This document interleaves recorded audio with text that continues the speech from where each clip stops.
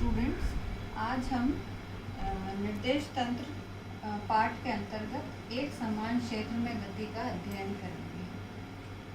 हम जानते हैं कि गति के नियम से यदि किसी पिंड या वस्तु पर कोई बल कार्यरत होता है या वह वस्तु किसी बल क्षेत्र में गति करती है तो उसमें एक त्वरण A उत्पन्न होता है। यह त्वरण बल और वस्तु के द्रव्यमान के अनुपात के बराबर होता है।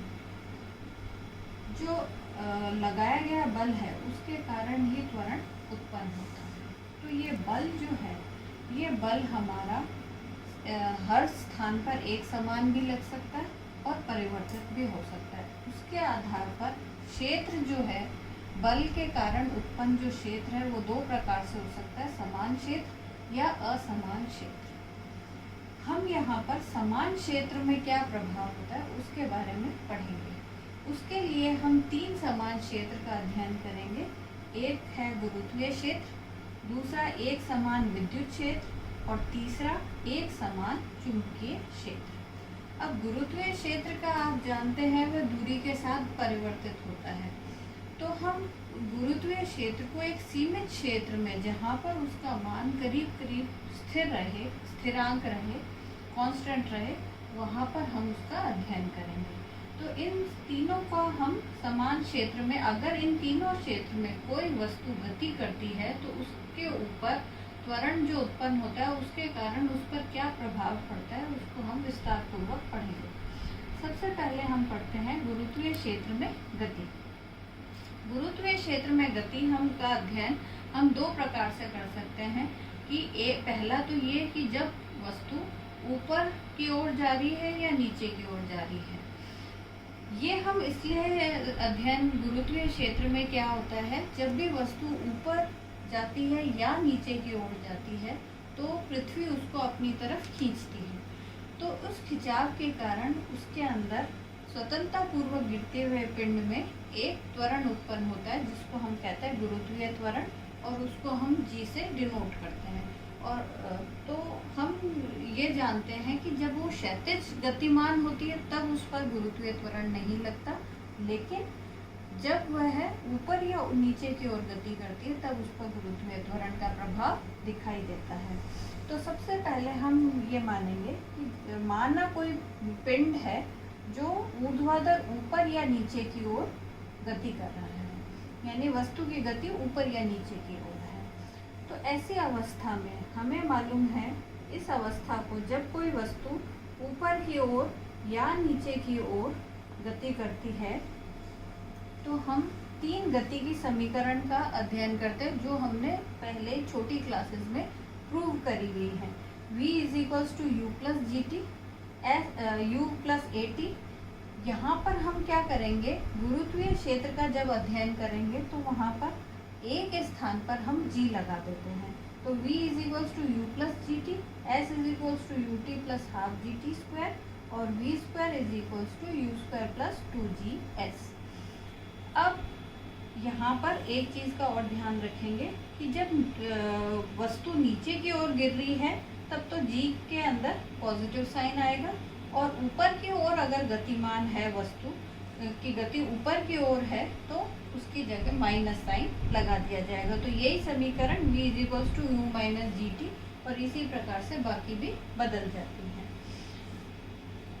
इन अध्ययनों से हम एक चीज़ और निकाल सकते हैं कि वस्तु जो है वो अधिकतम ऊंचाई जो प्राप्त करती है वो हमारी होगी U²/2G। ये हम कैसे निकालते हैं, हम तृतीय समीकरण से निकालते हैं कि जब वस्तु अधिकतम ऊंचाई पर पहुंचती है तो अधिकतम ऊंचाई वह ऊंचाई होती है जिसके बाद वो नीचे गिरती है, यानी उसका जो वेग है इस अधिकतम ऊंचाई पर 0 हो जाता है। तो अगर हम तीसरी समीकरण में यहाँ 0 रखें तो हमारा S जो है, जो कि दूरी है, वो क्या हो जाएगा, U²/2G। तो ये U²/2G हो जाएगा। एक चीज़ और है, इसमें ऊपर जाने का समय और नीचे आने का समय दोनों ही बराबर होते हैं, और वो हम फर्स्ट समीकरण से निकाल सकते हैं। वापस V का मान अगर 0 रखें तो T का मान होता है U/G, जो कि हम यहाँ पर लिख रहे हैं। तो ये हमने अध्ययन करा है गुरुत्वीय क्षेत्र में यदि वस्तु गति करती है तो वो अधिकतम ऊंचाई इसको प्राप्त कर सकती है, उसमें समय ये लगेगा और जरूरी ये है कि ऊर्ध्वाधर गति होनी चाहिए। ठीक है, अगर वो क्षैतिज रूप से गतिमान है तो उसके अंदर कोई परिवर्तन आपको दिखाई नहीं देगा, उसमें केवल तभी गति होगी जब उस पर कोई बाह्य बल कार्यरत होगा। अच्छा, क्योंकि ऊपर आने का समय और नीचे आने का समय बराबर है, इसलिए कुल यात्रा का समय हमारा 2u/g के बराबर हो जाएगा, u/g प्लस u/g के बराबर हो जाएगा।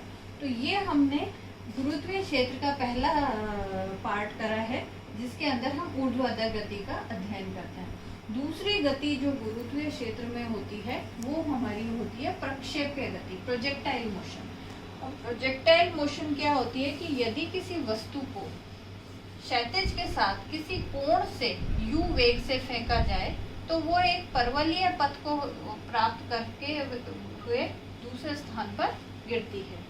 तो इसके अंदर ये हमारा 2 डायमेंशनल मोशन कहलाता है। इसके अंदर इस प्रकार की गति का अध्ययन करने के लिए हम क्या कर सकते हैं, उस गति को 2 घटकों में विभक्त कर सकते हैं, एक क्षैतिज गति और एक ऊर्ध्व गति। तो जैसे माना हम ये प्रारंभ में मान लेते हैं कि कोई एक कण है जो कि u वेग से फेंका गया है और थीटा कोण बनाते हुए, क्षैतिज से थीटा कोण बनाते हुए फेंका गया है।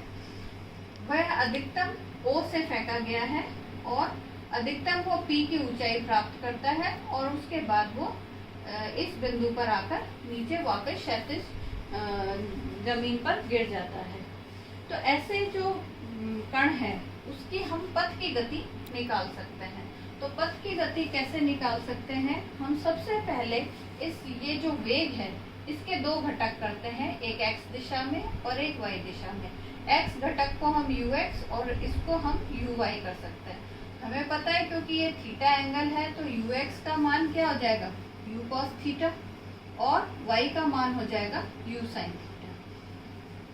अब हम क्षैतिज दिशा में विस्थापन माना x के बराबर है, किसी एक स्थिति ले लेते हैं, जैसे कण मान लो किसी समय x, y पर है, तो x, y पर है, इसका मतलब क्या हो गया, ये जो कण है ये क्षैतिज तो x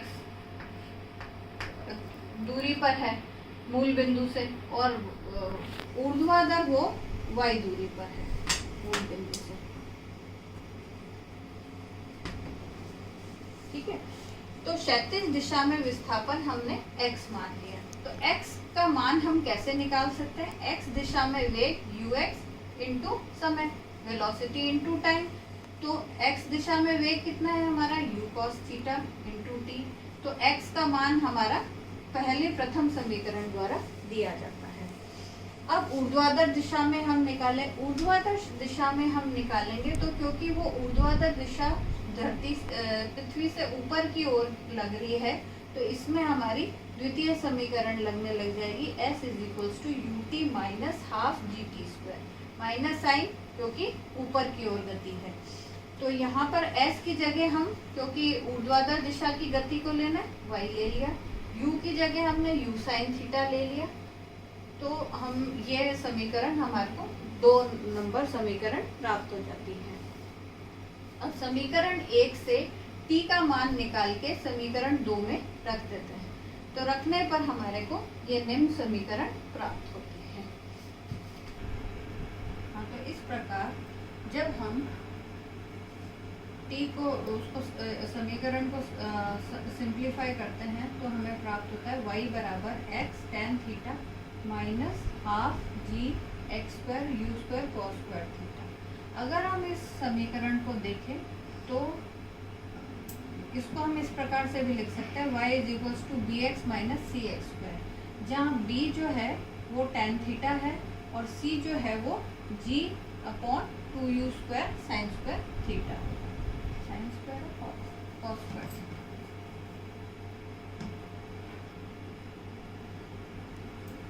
ये जो समीकरण है y = bx - cx², ये हम गणित में जानते हैं कि ये पैराबोला की समीकरण है। इस प्रकार से हम ये कह सकते हैं कि जब कोई कण u वेग से थीटा कोण से क्षैतिज से थीटा कोण बनाते हुए फेंका जाता है, जिसको हम प्रक्षेप्य कहते हैं, उसका पथ जो है वो परवलयीय होता है। It travels a parabolic path. अब हम इसके अंदर 3 चीज़ें निकालेंगे। एक तो ये कि इसको जब कोई पिंड को फेंका जाता है तो वो किसी एक निश्चित ऊंचाई तक जाता है, उसके बाद वापस पृथ्वी पर लौट के आता है, तो उसको ऊपर जाके वापस लौट के आने में समय कितना लगता है। उड्डयन काल, तो उड्डयन काल क्या होता है कि जब किसी पिंड को थीटा कोण से फेंका जाता है तो वो वापस पृथ्वी पर लौटकर जब आता है तो जितना समय उसको लगता है उसको हम उड्डयन काल कहते हैं और उसको कैपिटल T से रिप्रेजेंट करते हैं। इसको हम इस प्रकार से निकाल सकते हैं कि मान लो बिंदु P जो है वो हमारे अधिकतम ऊंचाई का बिंदु है, मतलब जहाँ तक पिंड पहुँचता है उसके बाद वो नीचे की ओर गिरना शुरू हो जाता है। तो P बिंदु पर क्या होगा? P बिंदु पर वेग जो है वो 0 हो जाता है। अब ये कौन सा है? अगर हम y दिशा की बात करें तो y दिशा का वेग 0 हो जाता है। प्रारंभ में जो वेग है वो u sin थीटा होता है। इसलिए क्या होगा? हमारी जो प्रथम समीकरण है v = u - gt होता है। तो इसके अंदर हम u की जगह तो u sin थीटा लगा दिया और v की जगह हमने 0 लगा दिया, तो t का मान आ गया u sin theta upon g। यानी ये समय कौन सा समय निकला है? जब हमारा पार्टिकल यहाँ से यहाँ तक पहुँचा, उसके बाद वो वापस नीचे आया। अब हमने पहले ही कहा था कि जितना उसको ऊपर जाने में समय लगता है उतना ही नीचे आने में लगता है, तो हमारा कुल उड्डयन काल कितना हो जाएगा? 2t के बराबर हो जाएगा, यानी 2u sin theta upon g। अब इसमें हम दूसरी चीज़ और कर सकते हैं कि ये जो प्रोजेक्टाइल है वो अधिकतम कितनी ऊंचाई तक जाएगी, उसको निकालने के लिए उसको अधिकतम ऊंचाई को हम मान लेते हैं कैपिटल H। तो कैपिटल H हम निकालना चाहते हैं, उसके लिए हम समीकरण ये वाली काम में लेंगे, v² = u² - 2gs। इसमें v क्योंकि अधिकतम ऊंचाई पर बिंदु पहुंचा हुआ है तो उसका वेग 0 होगा। क्योंकि y दिशा में हम गति को अध्ययन कर रहे हैं इसलिए u जो होगा वो u sin थीटा होगा। s का मान हमने यहाँ पर कैपिटल H सपोज किया है। इन सभी मानों को हम उपरोक्त समीकरण में रख देते हैं और उसको सिंप्लीफाई करते हैं, तो कैपिटल H का मान हमारे पास क्या आ जाता है? u² sin theta upon 2g। तो ये हमारा क्या हो गया? अधिकतम ऊंचाई का समीकरण आ गया। अब इसमें अगर हम देखें तो किसी दिए गए पिंड को जिसको हमने किसी वेग से फेंका गया है उसके अंदर अधिकतम ऊंचाई उसके थीटा कोण पर निर्भर करती है u के बाद। तो अधिकतम ऊंचाई इस पिंड की थीटा पर निर्भर करेगी। तो हम अधिकतम ऊंचाई अगर हम निकालना चाहते हैं तो थीटा sin थीटा का मान अधिकतम 90 पर होता है, तो हम थीटा यदि 90 डिग्री रखें तो h बराबर u² sin² 90 अपॉन 2g। तो अधिकतम ऊंचाई का मान कितना हो जाएगा? u² upon 2g। अब तीसरी चीज हम इसमें निकाल सकते हैं, वो है हमारा परास, क्षैतिज परास। तो क्षैतिज परास जो होगी उसके अंदर देखो, इस क्षैतिज परास निकालने के लिए हमारे को ये क्षैतिज दूरी निकालनी है। परास मतलब क्षैतिज दूरी, यानी जब हमने कण को फेंका तो वो कितनी दूर जाके पृथ्वी पर ही जब वो गिरा तो वो मूल बिंदु से कितनी दूरी पे था। तो जब हम इसका अध्ययन करेंगे तो हम क्षैतिज दिशा में अध्ययन कर रहे हैं, तो क्षैतिज दिशा का वेग काम में लेंगे और क्षैतिज दिशा में जो अगर कोई त्वरण है तो उसको काम में लेंगे। अब हम मानते हैं इसमें हमने गुरुत्वीय क्षेत्र की बात कर रहे हैं जो कि केवल ऊपर और नीचे जाने वाले कण पे लगता है, तो क्षैतिज दिशा में कोई त्वरण नहीं होगा। तो अगर हम r का मान निकालना चाहते हैं तो हम कौन सी समीकरण काम में लेंगे? सिंपल वही दूरी जो होती है वेग इंटू समय, क्योंकि त्वरण इसमें 0 हो गया। तो अगर हम इसके अंदर r का मान निकालना चाहते हैं तो हम कौन सी समीकरण काम में लेंगे? ut माइनस हाफ gt², इस तरीके के at² ये काम में लेंगे। लेकिन ये त्वरण तो कुछ है ही नहीं, तो ये टर्म हमारी 0 हो जाएगी।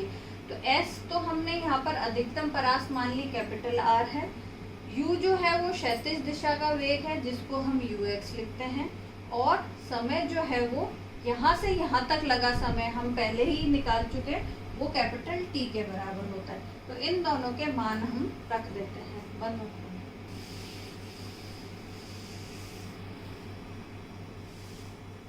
तो R जो है वो हमारा किसके बराबर हो जाएगा, U cos थीटा इंटू